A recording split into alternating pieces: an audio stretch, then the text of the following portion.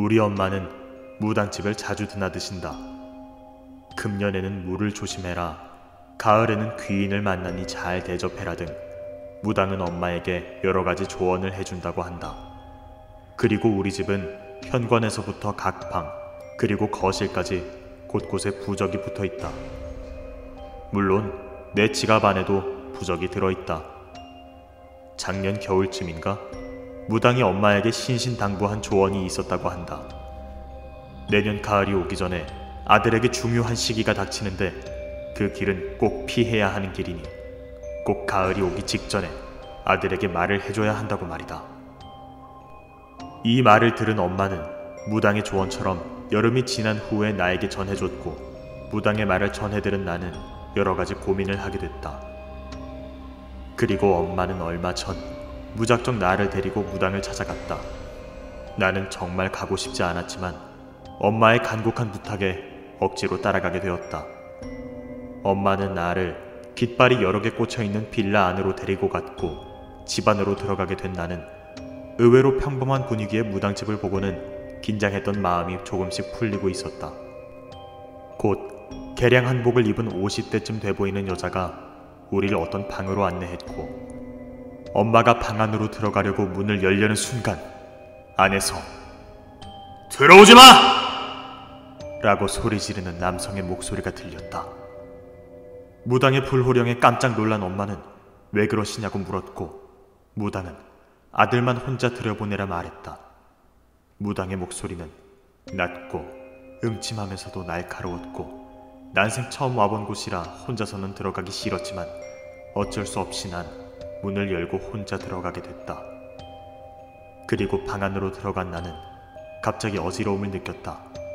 어지러움을 느낀 나는 잠시 서 있는 채로 눈을 감았다 떴고, 앞에 앉아있는 무당의 얼굴과 표정을 본 순간 피하고 싶을 정도의 강한 기운을 느꼈다.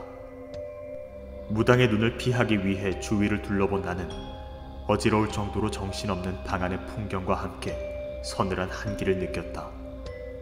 무당은 내게 앉으라는 눈빛을 주었고, 곧 내가 앉는 걸 확인한 무당은 손에 들고 있던 방울을 흔들기 시작했다. 곧 무당은 눈을 감더니 갑자기 중얼거리기 시작했다. 한참을 흔들던 방울이 멈추면서 눈을 뜬 무당은 나에게 무서운 눈빛으로 물었다. "영을 본 적이 있어?" "네?" "영을 본 적이 있냐고! 귀신 말이야, 귀신!"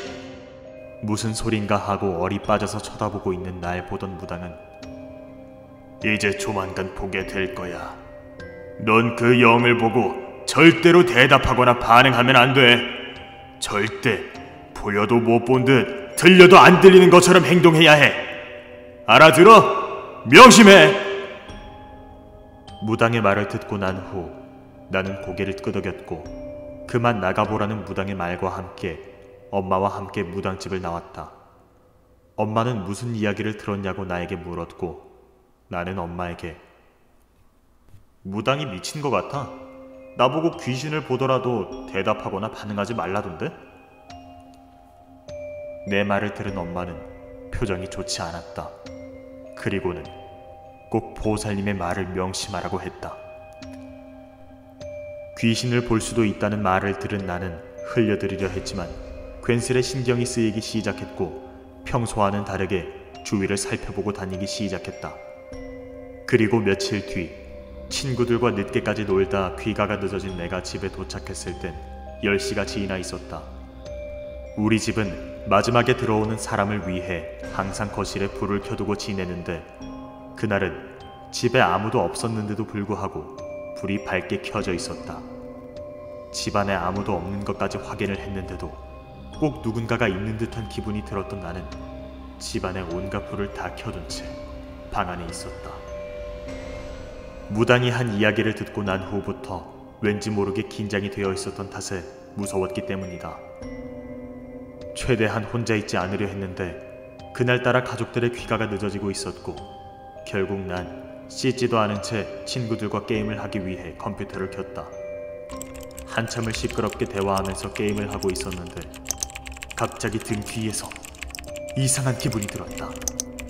순간 나는 뒤를 돌아봤고 방에 있던 베란다 창을 보게 됐다.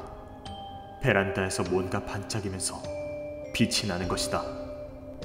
곧 그 빛이 검정색을 띠면서 사람의 형체로 보였고, 저게 뭔가 싶었던 나는 베란다 쪽으로 다가가려다 친구가 게임을 통해 부르는 소리에 다시 게임에 집중하기 시작했다.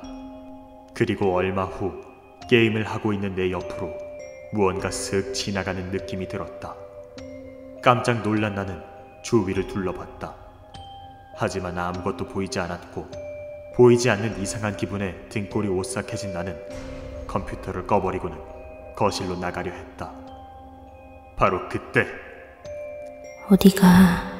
라는 말이 옆에서 들려왔고, 순간 옆을 본 나는 아무것도 보이지 않은 채 들리는 소리에 무당의 말이 떠올랐다. 그래서 나는 못 들은 척 거실로 가서 TV를 켜고 앉았다. 긴장한 채로 앉은 나의 심장은 빠르게 뛰고 있었고 오금이 저리기 시작했다. 무당의 말을 다시 한번 되새긴 나는 절대 보여도 안 보이는 척, 들려도 안 들리는 척을 해야겠다는 생각에 더욱 집중을 했다. 정면에 있는 TV만 멀뚱히 쳐다보고 있던 그때 사람의 형체로 보이는 그것이 내 쪽으로 다가오는 것이 느껴졌다.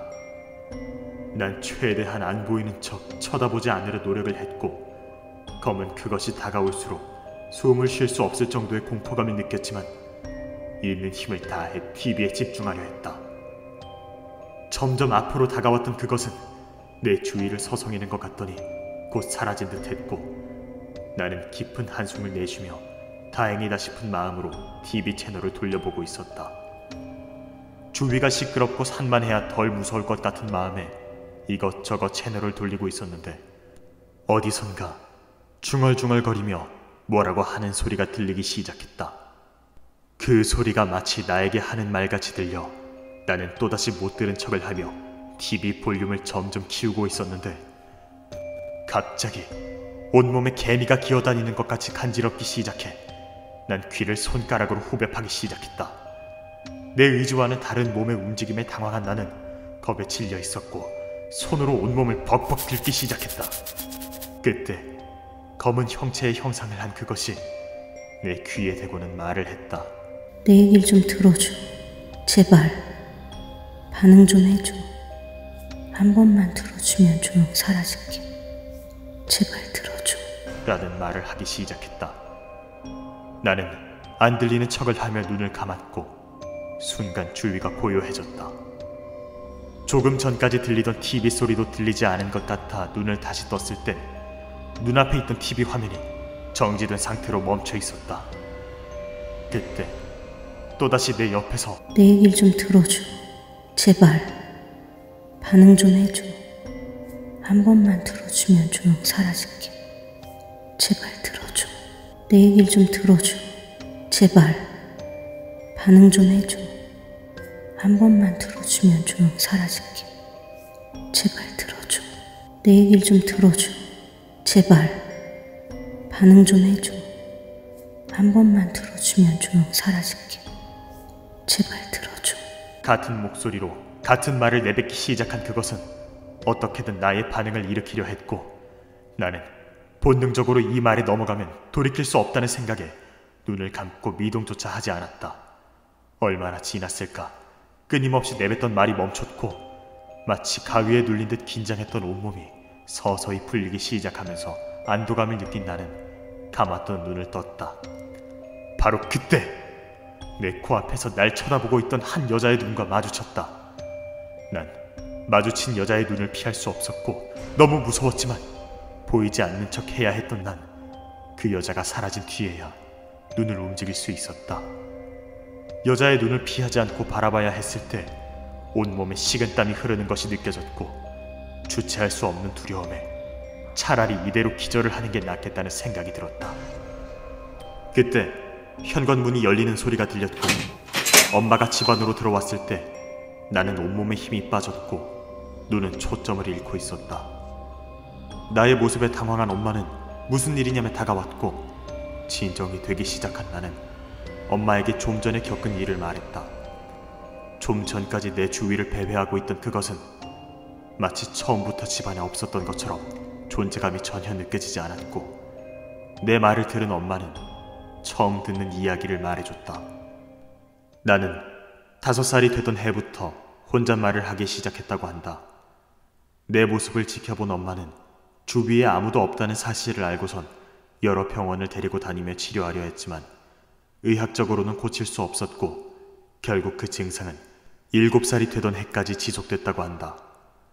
엄마는 할 수 없이 용하다는 무당들을 찾아다니게 되었고 그러다 한 무당을 만나 내가 신내림을 받아야 하는 몸이라는 사실을 알게 되었다고 한다. 그 무당은 자기 말대로만 하면 괜찮아질 것이라는 말을 했고 엄마는 그 후로 무당의 말을 하나부터 10까지 새겨듣기 시작했다고 한다. 현재 집안 곳곳에 붙어있는 부적들은 전부 조상신이 못 들어오도록 막는 부적이었고 최근까지 엄마는 그 무당의 조언을 듣고 있었고 바로 그 무당이 얼마 전 내가 만난 그 박수 무당이었던 것이다. 엄마의 이야기를 들은 나는 어릴 적 기억이 전혀 없었기에 이게 무슨 일인가 싶었다. 내가 신내림이라니. 귀신이라곤 가위 눌린 기억밖에 없었는데 어릴 적부터 귀신과 대화를 했었다는 말은 내게 낯선 기분이 들게 했고 오늘 겪은 일을 생각해보면 한편으론 익숙한 기분도 들었다. 원래 신내림 받을 몸은 반항조차 못한 채 운명으로 받아들이고 내린 굿을 받아야 한다고 전해지지만 엄마가 만난 무당은 조상신이 나를 찾아올 그때를 기다렸다가 스스로가 신내림 받을 몸이 아니란 것을 증명하면 된다고 했다는 것이다. 아마도 오늘 내가 만난 그 귀신은 엄마와 무당이 말한 조상신이었을 테고 무당의 말대로 귀신이 안 보이는 척, 귀신의 말을 못 듣는 척을 한 나를 보고는 아니다 싶어 돌아갔을 것이다. 무당의 말대로 잘 실천했고 날 괴롭히던 귀신은 떠났으니 난 이제 신내림을 받지 않아도 되는 일반 사람이 된 것이다. 엄마의 말을 끝으로 나는 방에 들어가 잠을 자기 위해 누웠다. 하지만 쉽게 잠이 들지 않았다. 내가 신내림을 받아야 했던 존재였다는 사실이 무척 낯설게 느껴지면서 그런 날 혼자 감당했어야 할 엄마에게 미안함과 함께 고마움을 느끼고 있었다. 그 후로 엄마는 무당을 찾아가지 않았다. 근데 딱 한 가지 내가 알게 된 사실이 있었다. 엄마의 말로는 내 곁에 머물던 조상씨는 떠났다 했지만 그날 이후로 나는 길에서 사람들의 몸에 붙어있는 검은 형체를 종종 보고 있다. 내 생각엔 아마도 그 형체는 귀신이 아닐까 생각이 든다. 뭐 그래도 나만 못 본 척 안 들리는 척 한다면 귀신들이 해코지 하는 일은 없다는 것을 지금은 잘 알고 있다. 하지만 귀신이 내게 직접 다가와 말을 걸 때면 무섭긴 하다. 도대체 저 귀신들은 언제쯤 내 눈앞에서 사라지게 될까?